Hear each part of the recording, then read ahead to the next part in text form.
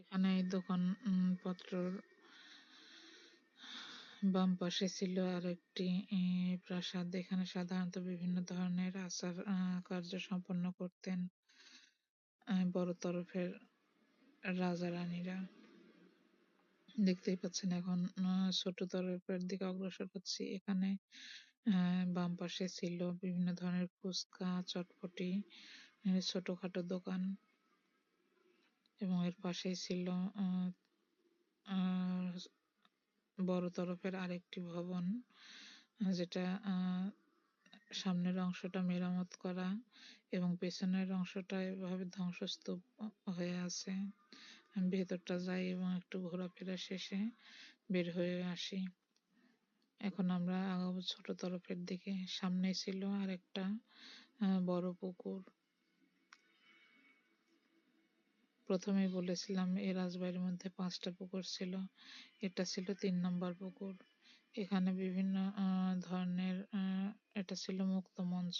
এখন এখানে বিভিন্ন ধরনের সাংস্কৃতিক অনুষ্ঠান পালন করা হয়। দেখতেই পাচ্ছেন সামনে ছিল বিশাল মাঠ আর এটা মুক্ত মঞ্চ। এটা পার হলেই ছোট তরফের রাজবাড়ি শুরু। এখানে এখনো তখনকার আমলের ভাঙা ধ্বংসস্তূপ রয়েছে। আমি সামনের দিকে এগিয়ে যাই। এটা ছিল প্রাসাদ। ছোট তরফের পেছনে আরেকটা বড় পুকুর।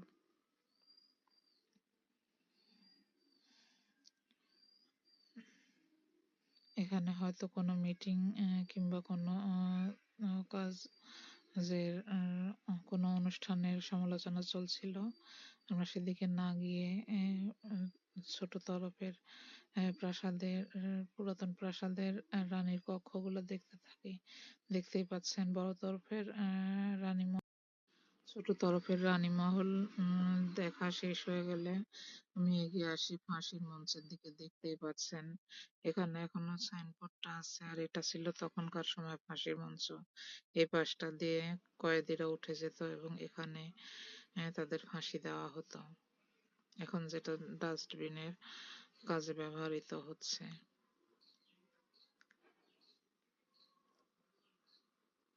দূরে এখানে এটা ছিল তাদের ছোট তরফের বিচার ভবন। এখানে রাজা বসে ফাঁসির আদেশ দিতেন।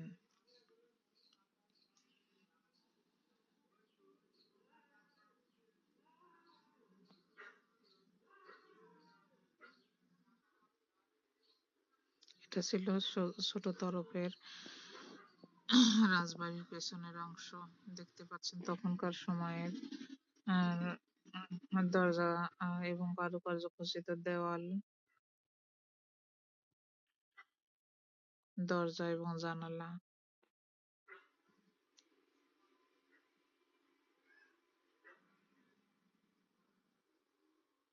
আবার একবার দেখিয়ে দিচ্ছি ছোট তরফের পেছনের অংশ।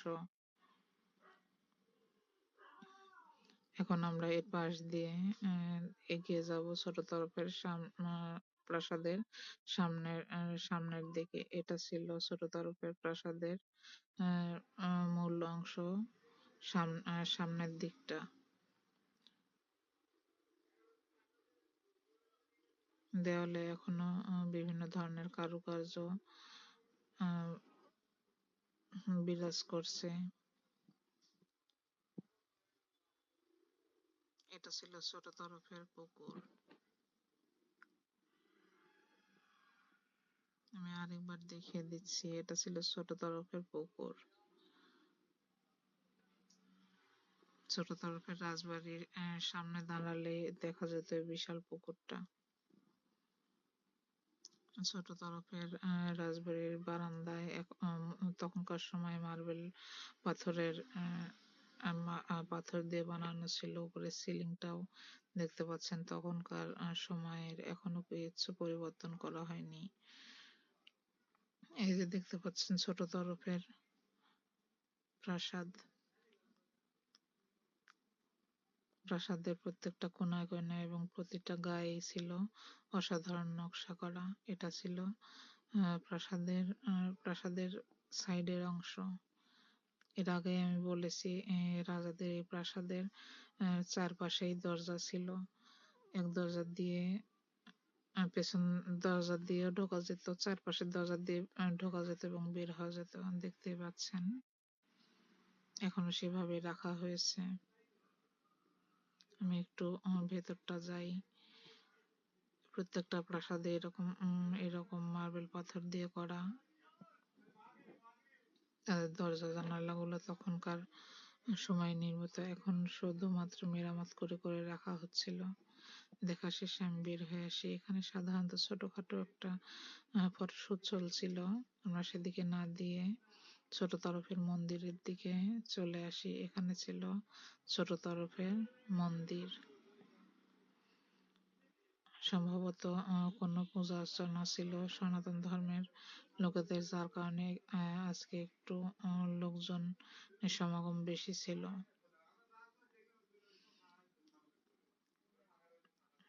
এরপরে ছিল সুবিস্তৃত মাঠ। এখানে ছিল বিভিন্ন ধরনের ঔষধি গাছ এবং ছোট বড় বিভিন্ন ধরনের আম গাছ, জাম গাছ, আরো বিভিন্ন নাম না জানা দেশি বিদেশি অনেক গাছ।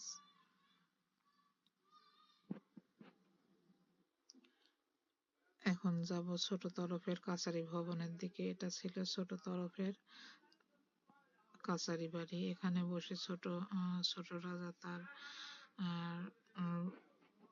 ছোট রাজা সবকিছুর পর্যালোচনা করতেন এবং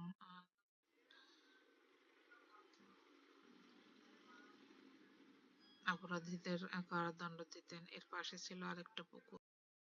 এটা ছিল কাছারি বাড়ি ছোট তরফের। এতক্ষণ আপনাদের দেখালাম ওটা পেছনের অংশ ছিল। এখানে ছোট তরফের জমিদার বিভিন্ন ধরনের বিচার আচার করতেন। দেখতেই পাচ্ছেন প্রাসাদটা এখন ভঙ্গুর প্রায়। এখানে লেখাই ছিল এখানে ঢোকা নিষেধ, কারণ যখন তখন এই বিল্ডিংটা ধসে পড়তে পারে। উপরের অবস্থাটা দেখতে পাচ্ছেন। তারপর রিস্ক নিয়ে আপনাদের দেখানোর জন্য শুধুমাত্র ভেতরে আসি। এর পাশ দিয়ে বয়ে চলছিল সেই বড় পুকুরটা। দেখতেই পাচ্ছেন বিশাল লম্বা পুকুর। এখানে ছিল অনেকগুলো রুম। এখানে কয়েদিদের আটকে রাখা হতো। এখানে আসলে দেখলে আপনারা বুঝতে পারবেন এই রুমগুলোর ভেতরে ঢুকলে এখনো গাটা ছমছম করে ওঠে, ভয়ে কেন জানি। প্রত্যেকটা রুম দেখা শেষে পাশের রুমে আসি। এটা ছিল কারাগার। এখানে এখনো তখনকার সময়ের গ্রিল দেওয়া ছিল। এখানে ঢুকতে বারণ করা ছিল, তারপরেও শুধুমাত্র ভিডিও করার কারণে আমি ভেতরে রিস্ক নিয়ে ভেতরে ঢুকি। দেখতেই পাচ্ছেন প্রত্যেকটা দেওয়াল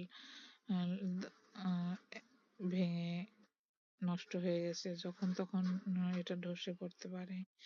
এর পাশেই ছিল আরেকটি কারাগার।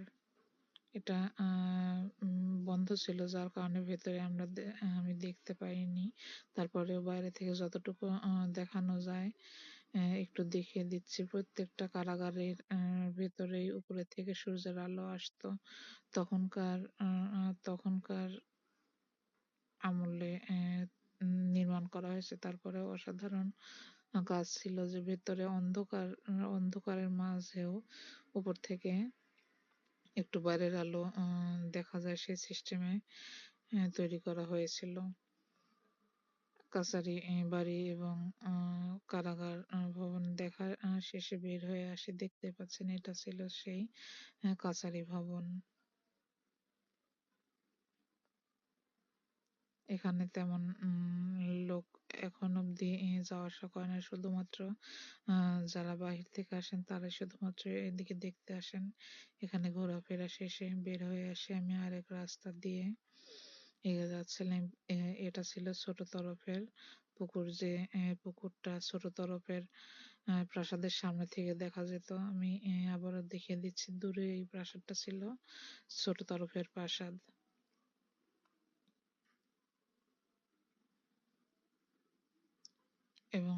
এখান ছোট তরফের কাছারি ভবনের এপাশ থেকে বের হয়ে আসি। কাছারি ভবন পার হয়েছিল এখানে ছোটখাটো চটপটি হাউস। ছোট তরফের কাছারি বাড়ি পার হয়ে আসার পরে এ পাশেই ছিল বিভিন্ন ধরনের খাবারের দোকান। এখানে চটপটি হাউস, ফুচকা হাউস ছিল, চানাচুর, বাদাম, বুট বিক্রি করছিল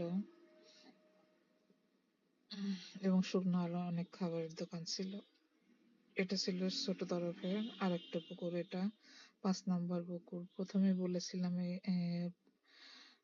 রাজবাড়িতে 5টা পুকুর ছিল, এটা ছিল 5 নম্বর। এর আগে 4টা পুকুর দেখিয়ে দিয়েছি।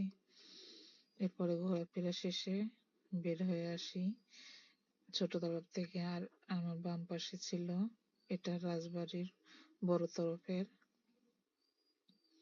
আরেকটা প্রাসাদ। এটা এখন সাধারণত গার্ড হাউস হিসেবে পরিচিত। এখানে গার্ডেরা থাকেন। দূরে দেখতে পাচ্ছেন আমি একটা ছোটখাটো ভিডিও নিলাম। এগুলো ছাড়া কি প্রকৃতির সৌন্দর্য বাড়ে, যার কারণে এটার একটু ভিডিও করে নিলাম। এবার দূর থেকে প্রাসাদটা আমি আরেক ঝলক দেখিয়ে দিচ্ছি। এটা ছিল মন্দিরের সাইডে আরেকটা প্রাসাদ। ঘোরাফেরা শেষে বের হয়ে আসি বাড়ির উদ্দেশ্যে। এটা ছিল জলটুঙ্গি পুকুর এবং এই যে সেই গাছ যেখানে লক্ষ লক্ষ বকের আবাসস্থল। আপনারা আসলে দেখতে পাবেন, এখানকার পরিবেশটা অনেক সুন্দর এবং মনোরম। আপনারা পরিবার সহ ঘুরতে আসতে পারেন।